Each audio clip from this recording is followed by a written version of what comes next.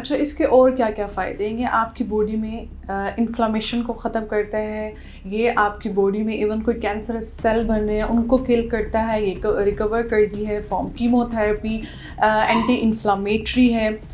ये आपकी बॉडी की फ़ैट को बर्न करता है। हमें जब भूख लगती है, हम बाहर से जब अपनी बॉडी को फूड नहीं देंगे, खाना नहीं देंगी, तो वो आपकी बॉडी से जो स्टोर्ड जो ग्लाइकोजन की फॉर्म में है उससे एनर्जी लेगी, उससे अपनी जो है वो बॉडी जो है वो अपना खाना कह लीजिए अपनी ज़रूरत को पूरी करेगी। अब सिंपल जो है, अगर आपने वर्कआउट करना है, ठीक है, आप फास्टिंग में आप वर्कआउट कर रहे हो, अगर आपका 12 बजे से आपका ईटिंग जो विंडो पीरियड है वो स्टार्ट होना है, तो आप प्रेफर करो कि 10:30 बजे आप जो है अपना वर्कआउट स्टार्ट करो। लेकिन उसमें क्या होना चाहिए,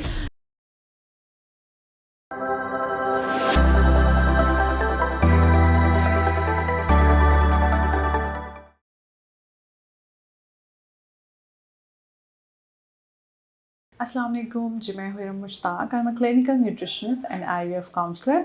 मैं गुलबर्ग मेडिकल कॉम्प्लेक्स में as a clinical nutritionist and IVF counsellor काम कर रही हूं। आज का जो हमारा टॉपिक है वो है इंटरमिटेंट फास्टिंग। इंटरमिटेंट फास्टिंग के बारे में हम सब जानेंगे कि हम इसको कैसे लेकर चलना है। ये नहीं, इसमें कुछ कॉन्ट्राडिक्शन है। कौन लोग हैं जो इंटरमिटेंट फास्टिंग को कितना फॉलो कर सकते हैं, किस हद तक जाके उन्होंने करनी है, और कौन से ऐसे लोग हैं जिन्होंने इंटरमिटेंट फास्टिंग को लेके बहुत ज़्यादा केयरफुली रहना है कि वो किस टाइम पीरियड पे कितनी और कैसे कर सकते हैं। इसके अलावा हम ये भी जानेंगे कि क्या सिर्फ ये वेट लॉस ही करती है, इसके साथ और इसके क्या क्या फ़ायदे हैं। जैसे आप सिंपल अगर डाइटिंग पे होते हो तो डेफिनेटली वो ये होता है कि समटाइम्स तो आप वेट लॉस करते हो, उसके अलावा आपका मसल मैस भी लॉस हो जाता है, आपका जो फ्लूइड बैलेंस है वो इम्बैलेंस हो जाता है, जिससे आपके एनर्जी लेवल जो हैं वो डाउन हो जाते हैं और आपको वीकनेस के भी काफ़ी सारे इश्यूज आ जाते हैं। So let's talk about intermittent fasting. Intermittent fasting actually है क्या? इंटरमिटेंट फास्टिंग को आपने किस तरह फॉलो करना है? First of all, intermittent fasting में ऐसा क्या प्रोसीजर होता है कि वेट लॉस होता है। इंटरमिटेंट फास्टिंग में हमारा जो अपना जो स्टोर्ड ग्लाइकोजन होता है वो यूज़ होता है फॉर एनर्जी। हमें जब भूख लगती है, हम बाहर से जब अपनी बॉडी को फूड नहीं देंगे, खाना नहीं देंगी, तो वो आपकी बॉडी से जो स्टोर्ड जो ग्लाइकोजन की फॉर्म में है उससे एनर्जी लेगी, उससे अपनी जो है वो बॉडी जो है वो अपना खाना कह लीजिए अपनी ज़रूरत को पूरी करेगी। उसके अलावा ग्लाइकोजन जो स्टोर होता है लिवर में, उसके बाद फ़ैट पे बात आ जाती है। फ़ैट की ब्रेक डाउन से जो है वो एनर्जी ली जाती है फॉर ब्रेन और जितने भी बॉडी के जो है वो नॉर्मल प्रोसेस चल रहे होते हैं। बाकी सारी डाइट में होता है कि व्हाट टू ईट, के मतलब खाना पीना, क्या खाना है, कितना खाना है। लेकिन इसमें होता है व्हेन यू ईट के इंटरमिटेंट फास्टिंग में आपने खाना कब है। इसमें एक विंडो फूड टाइम पीरियड होता है, एक विंडो टाइम होता है जिसमें आप खा सकते हो। उसके बाद जो टाइम पीरियड होता है उसमें सिर्फ आप 0 कैलोरिक जो है वो फूड, जैसे कि कोई भी ड्रिंक है वो कंज्यूम कर सकते हो, जिसमें ग्रीन टी, जिसमें प्लेन वाटर, लेमन वाटर और ब्लैक कॉफ़ी आ सकती है। अब आपने इसको कैसे मैनेज करना है? फ़र्स्ट ऑफ ऑल, अगर आपने इंटरमिटेंट फास्टिंग स्टार्ट करनी है तो आपने इसको स्टार्ट कैसे करना है? आप इसको, अगर आपने रात को 10 बजे खाना खाया है तो फ़र्स्ट ऑफ ऑल, अगर आप सुबह 8 उठकर 9 बजे ब्रेकफ़ास्ट करते हो, तो सिंपल इसका वे स्टार्ट करने का ये है कि आप अपना ब्रेकफ़ास्ट 2 आवर्स जो है वो डिले कर दो। आपकी थोड़ी सी इंटरमिटेंट फास्टिंग स्टार्ट होती है। इसके अलावा आप स्टार्ट करें 14 आवर्स की फास्टिंग से, फिर आप इसको लेके जाएँ 16 आवर्स तक, और बाद में आप इसको अपना लाइफस्टाइल भी बना सकते हैं। अब ये एक हफ्ते में आप कितने दिन कर सकते हैं? आप स्टार्ट करें 2 डेज़ इन अ वीक, आप 2 डेज़ करें एक वीक में, जिसमें आप 14 आवर्स से स्टार्ट करें। फिर नेक्स्ट जो वीक आएगा उसमें आप 16 आवर्स कर दें और जो डे हैं वो 2 से 3 पर ले जाएँ। अब आप उसमें एक विंडो टाइम पीरियड सेट करें जिसमें आप खाएंगे, ठीक है, सब खाएंगे पिएंगे। अब जो है वो इसमें क्या कैलोरी रिस्ट्रिक्शन होती है? नहीं, इसमें कैलोरी रिस्ट्रिक्शन नहीं होगी। अब कैलोरी रिस्ट्रिक्शन में और हम फास्टिंग में देखते हैं कि अगर आप कैलोरी रिस्ट्रिक्शन वाली कोई भी डाइट लेते हो तो उसके बाद जब वो आप डाइट छोड़ते हो तो क्या क्या ऐसी चीज़ें हैं जो आप अडॉप्ट कर लेते हो? सबसे पहली जैसे ही आप कैलोरी रिस्ट्रिक्शन वाली जो डाइट है उससे जो आप कहते हैं कि जी खाना पीना बहुत कम किया होता है और आप पतले होते जाते हो, आपका वेट जो होता है वह कम होता जाता है, खाना पीना बहुत ज़्यादा आप कम कर देते हैं। इससे होता क्या है, बॉडी जो है वो स्टारवेशन मोड पे चली जाती है। स्टारवेशन मोड पे जाने के बाद बॉडी, आपका एक अक्सर सवाल होता है जी हम खाते भी नहीं हैं लेकिन हम बहुत मोटे होते जा रहे हैं, क्यों? क्योंकि आपकी बॉडी स्टारवेशन मोड पे चली जाती है, जिसमें क्या होता है, आप जो भी खाते हो वो आपकी बॉडी स्टोर कर लेती है। एक अलार्मिंग जो है वो साइन आप दे देते हैं कि बॉडी को भूख लग रही है, आप बहुत थोड़ा सा खाना दे देते हो और वो एक कह लें कि ऐसा सिस्टम है कि वो डर जाती है। उसके बाद क्या होता है, आपने जो खाना होता है वो स्टोर हो जाता है। ये आपके उस क्वेश्चन का आंसर है कि जी हम ना खाने पीने वाले जो मोटे इंसान हैं वो कैलोरी रिस्ट्रिक्शन करते हैं, जितना हो सके उनसे वो कम से कम डाइट लेते हैं, जिसकी वजह से वो स्टारवेशन मोड पे चले जाते हैं। इसके बाद वाली जो कॉम्प्लिकेशंस है वो क्या है, जैसे ही आप कैलोरी रिस्ट्रिक्शन वाली डाइट छोड़ते हो, अपनी नॉर्मल रूटीन पे आते हो, आप बहुत ज़्यादा वेट डबल गेन कर लेते हो थोड़े से टाइम पीरियड में। अगर आपका पहले एक वो नहीं था, उस तरह से आप वेट गेन नहीं कर रहे थे, लेकिन इसके बाद आप वेट जो है वो गेन ज़्यादा जल्दी कर लेते हो। आपका जो बीएमआई है वो बहुत ज़्यादा डिक्रीज़ हो जाता है कैलोरी रिस्ट्रिक्शन डाइट में। आपको क्रेविंग बहुत ज़्यादा होती है, बहुत ज़्यादा फूड्स की, जिससे आप ओवर ईटिंग की तरफ चले जाते हो।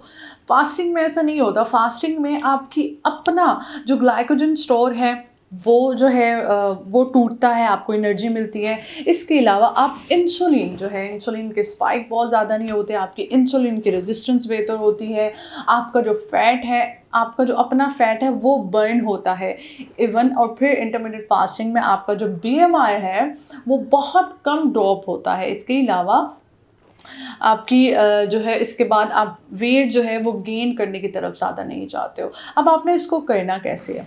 देखिए, आप अगर आपने सुबह 12 बजे अपना पहला मील लिया है तो रात 8 या 6 बजे तक आप खाओ। उसमें आप 3 जो हैं प्रॉपर मील ले सकते हैं, लेकिन ऐसा नहीं है कि आप उसमें जंक फूड लें, आप उसमें वो फ़ायदा नहीं होगा आपको इंटरमीडिएट फास्टिंग का। डेफिनेटली आपका वेट तो लॉस होगा, ये तो रिसर्चेस भी काफ़ी हुई हैं और ये बहुत मोस्ट पॉपुलर है ये इंटरनेशनल इंटरमीडिएट फास्टिंग, जिसके मैं आगे आपको बताऊंगी कि इसके कितने ज़्यादा फ़ायदे हैं, ना कि सिर्फ वेट लॉस। अच्छा, 12 बजे आप अपना पहला मील लें, बिग मील, जिसमें आपका ब्रेकफास्ट आ जाता है। उसमें आप सारे जो है फूड ग्रुप लीजिए, उसके बाद आप स्नैक और उसके बाद लंच और डिनर। लेकिन अगेन हेल्दी से हेल्दी आपने चीज़ों का जो है आपका फूड है या आपका मील है वो हेल्दीएस्ट होना चाहिए तीनों। आप चीट मील डेफिनेटली हर कोई लेता है, लेकिन ऐसा ना हो कि आप जब अपना फास्ट ब्रेक कर रहे हो तो उसमें आप बहुत ज़्यादा जंक फूड ले लो, तो उसका फ़ायदा नहीं होगा। अब जब आपने 12 से रात 8 बजे तक, ये आपका विंडो पीरियड होगा जिसमें आप खा पी सकते हो, ठीक है। अब रात 8 बजे से सुबह 12 बजे तक आप कुछ नहीं खा सकते, ये आपका फास्टिंग पीरियड होगा। लेकिन इसमें आप पी सकते हो, जिसमें जैसे कि मैंने आपको पहले बताया, green tea, lemon water, simple plain water, कोई हर्बल टी, इसके अलावा ब्लैक कॉफ़ी। अब ये कब भी अगर ब्लैक कॉफ़ी, अगर आप जो चाहता है कि मेरा वेट बहुत जल्दी रिड्यूस हो या बहुत ज़्यादा ओबीज़ है, ओवर वेट है, तो उसमें क्या हो सकता है, आप सिंपल जो है, अगर आपने वर्कआउट करना है, ठीक है, आप फास्टिंग में आप वर्कआउट कर रहे हो, अगर आपका 12 बजे से आपका ईटिंग जो विंडो पीरियड है वो स्टार्ट होना है, तो आप प्रेफर करो कि 10:30 बजे आप जो है अपना वर्कआउट स्टार्ट करो। लेकिन उसमें क्या होना चाहिए, डेफिनेटली आपको एनर्जी की ज़रूरत होगी, आपने वर्कआउट करना है, तो उसमें आप ब्लैक कॉफ़ी एक अच्छा ऑप्शन है, विदाउट एनी शुगर, एनी किसी भी जो बुलेट ब्लैक कॉफ़ी होती है वो भी नहीं अलाउ, जिसमें आप ऑलिव ऑयल डाल लेते हैं, नहीं। Simple black coffee without sugar और विदाउट मिल्क, ठीक है, तो आप वो ले सकते हो और फिर अपना वर्कआउट करो। और उसके हाफ एन आवर के बाद, मतलब आप 11:30 बजे तक फ्री हो जाओ और फिर हाफ एन आवर बाद जो है 12 बजे से आप अपना ईटिंग पीरियड स्टार्ट कर सकते हो, ठीक है। अब मैं आपको बताती हूँ कि कौन कौन से ऐसे लोग हैं जिनको बहुत ज़्यादा एहतियात करनी है इसको करने में। जिसमें सबसे पहले आ जाती हैं प्रेग्नेंट लेडीज़, उसके बाद नर्सिंग मदर्स, ठीक है, मदर फीडिंग जो है, नर्सिंग मदर्स, उसके बाद जो पीरियड्स में स्पेशली अगर गर्ल्स हैं तो वो बहुत ज़्यादा ख्याल रखें कि अपने पीरियड्स के जो डेज़ होते हैं उनमें आप इंटरमीडिएट फास्टिंग नहीं करेंगी, ठीक है। और इसके बाद टाइप 2 डायबिटीज़, जिन पेशेंट को है, जिन लोगों को टाइप 2 डायबिटीज़ है, उनके लिए ये बहुत अच्छा है, लेकिन वो किसी न्यूट्रिशन की, डायटीशियन की या अपने फिजिशियन की सुपरविजन में इसको लेके चलेंगी, ठीक है। अब हम बताते हैं कि इसके कितने ज़्यादा फ़ायदे हैं। रिसर्चेस से ये बात साबित हुई है कि ये टाइप 2 डायबिटीज़ को रिवर्स कर देता है, मतलब ख़त्म कर देता है। जिस बंदे को टाइप 2 डायबिटीज़ है, अगर वो इंटरमिटेंट फास्टिंग को अपना लाइफ़स्टाइल बना लेता है, तो वो उसको टाइप 2 डायबिटीज़ से छुटकारा मिल जाता है, ठीक है।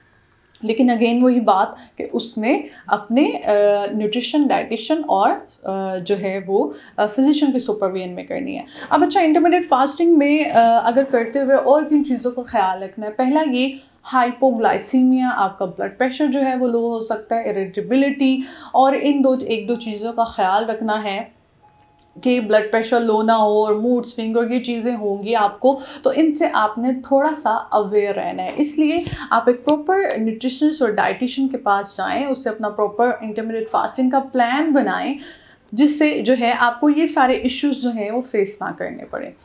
अब हम बात करते हैं कि इंटरमिटेंट फास्टिंग के और कौन कौन से फ़ायदे हैं। इसमें देखिए, ना तो सिर्फ आपका वेट लॉस होगा, इवन रिसर्च से साबित हुआ है कि इट्स एंटी कैंसरस। अगर आपकी बॉडी में कोई कैंसरस मादे बन रही हैं, उनको ख़त्म करता है।